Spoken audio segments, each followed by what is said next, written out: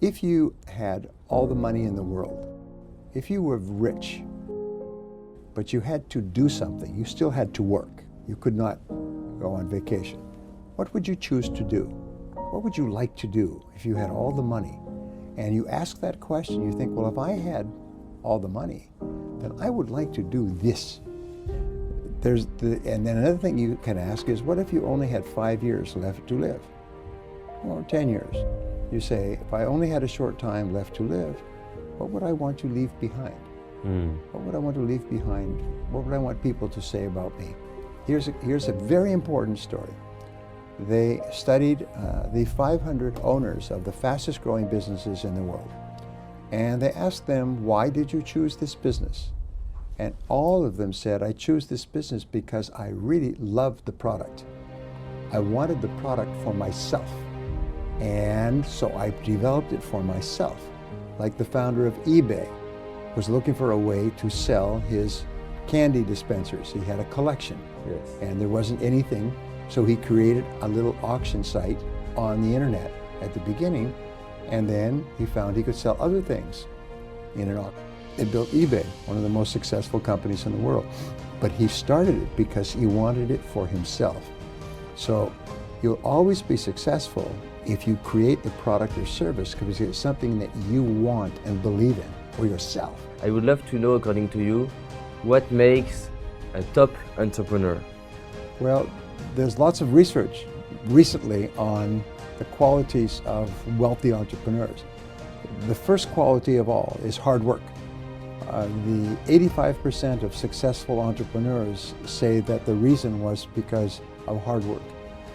The second was because of self-discipline, is they were able to discipline themselves to work on their most important tasks all day.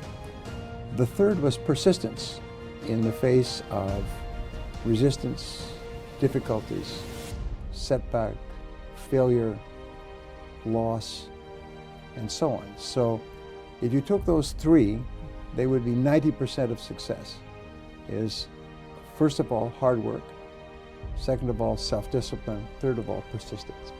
What are your triggers to be disciplined every day? How do you do that?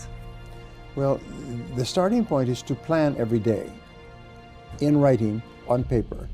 If you do not have a written plan, then it will be like driving on a slippery road. You will go all over the road. The second thing to realize is there's only 3 things you do each day that account for 90% of your value. We call these the big 3. Sometimes I teach it as the law of 3. There are 3 activities that account for 90%. Everything else you do accounts for 10% or less. So you have to ask yourself, what are the 3 most important things that I do in my work? And then you have to discipline yourself to start with the most important task and work on that task until it is complete. And it's a very simple principle, but it is the beginning and the middle and the end of success.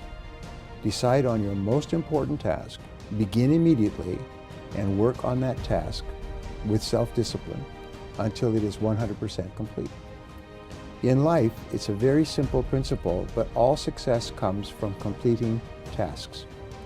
It's not from working at tasks, it's from completing tasks. It is only when you complete tasks that you are successful. You make a list of all your work before you begin, and then you ask, if I could only do one thing on this list, which one activity is the most important? And then you do that activity, only that, until it's complete.